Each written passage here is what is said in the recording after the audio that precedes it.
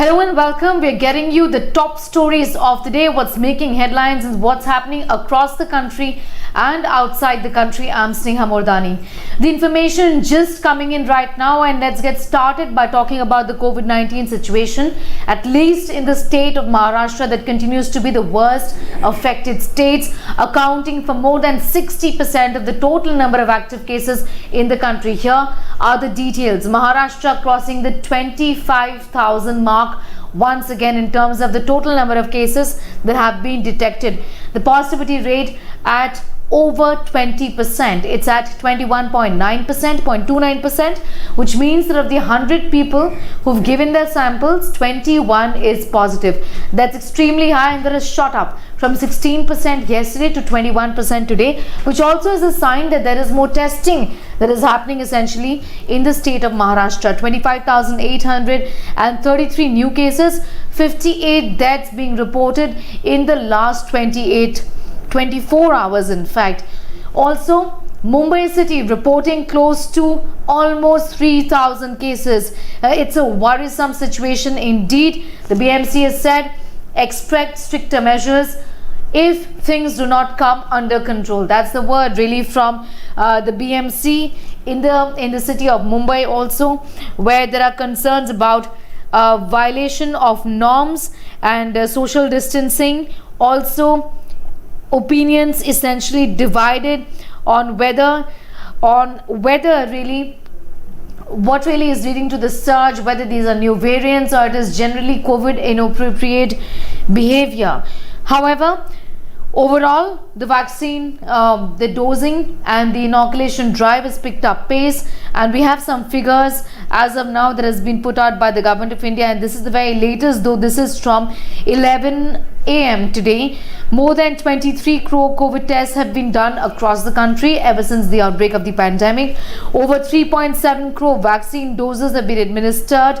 More than 20 lakh doses have been given in the last 24 hours, which is a feat given the fact that we need to do at least 13 lakh doses to achieve the figure of 30 crore doses by July, which means that the priority group will be getting both the doses around this time of the year. That is what the government has been saying.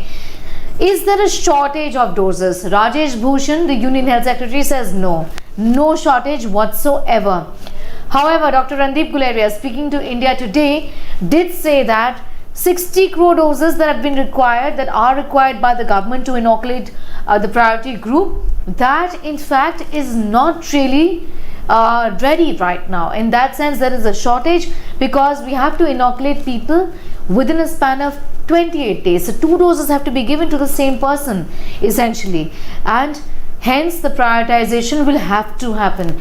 What's the aim? He said the aim is to prevent deaths, to protect the most vulnerable, give them the shot first and continue to prioritize. Many states in the meeting with the Prime Minister yesterday spoke about the fact that they want vaccinations to open up. Delhi Chief Minister spoke about it today. Allow walk-in vaccinations. Allow everybody who wants the vaccine. But the government says our priority is to reduce the number of severe infections and hence bring down the death rate in the country. How can we do that?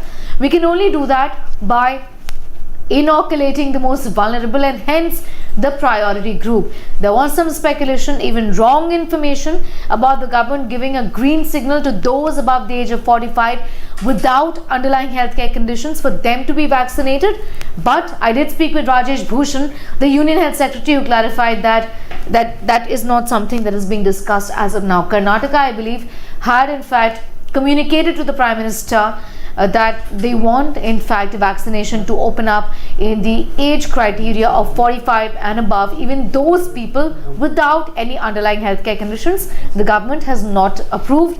There is status quo in terms of the priority groups right now in the country, but there's been some politics also around this. There are some valid concerns, but there's been underutilization of doses. 6.2% of the doses are getting wasted on a national average is what the vaccines. 22 lakh doses, as is being alleged by BJP's Amit Malviya, is not being utilized in the state of Bengal.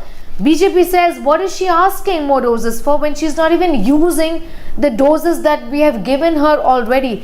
Remember, right now the center is doing the procurement. It's a central procurement system as far as the doses are concerned, and the center gives it to the various state governments. The state governments are not supposed to be dealing with either of the two companies that are manufacturing the doses right now in the country. So that's the situation as far as COVID-19 is concerned. Also, a quick update on the total number of infections in the country with the UK, the South African, the Brazil variants. Essentially that stands at 400 is what the government of India is informing. Apart from that, what else was dominating headlines today was West Bengal elections. Didi's war cry of Khela Hobe, meaning game is on, there's going to be a game there, vis-a-vis the Prime Minister's war cry of Chakri Hobe, Vikas Hobe, meaning jobs will be given, there will be developmental work that's going to happen. He's tried to counter that extremely popular slogan of Mamata Banerjee saying Khela Hobe in the state of Bengal, where the back and forth between both of these parties continue. Essentially, interesting developments from today where CC Radhika, I will campaign for my son Subindu, remember, who's just joined the Trinamool Congress in the month of December and is contesting against Mamata Banerjee. CC Radhikari was quiet all this while. Lokit Chatterjee, BJP MP, went visiting. She met CC Radhikari and they had a discussion about what next, as attend the Prime Minister's rally, attend the Home Minister's rally in Bengal, and I'm going to join the Saffron Party if I get an invitation from the Saffron Party, and that is something that has been confirmed by him already. Quickly, let me also go back to another piece of important information which has just come in, and this is from the UK. Health authorities, the regulators there, who in fact have gone on to say that there is no evidence of direct links between either AstraZeneca or Pfizer COVID vaccine and blood clots. Remember, more than a dozen countries have suspended the use of AstraZeneca vaccine till the time inquiry is pending with the WHO. And this is obviously a bit of a setback there, given the fact that we do not have so many vaccines to really pick and choose from.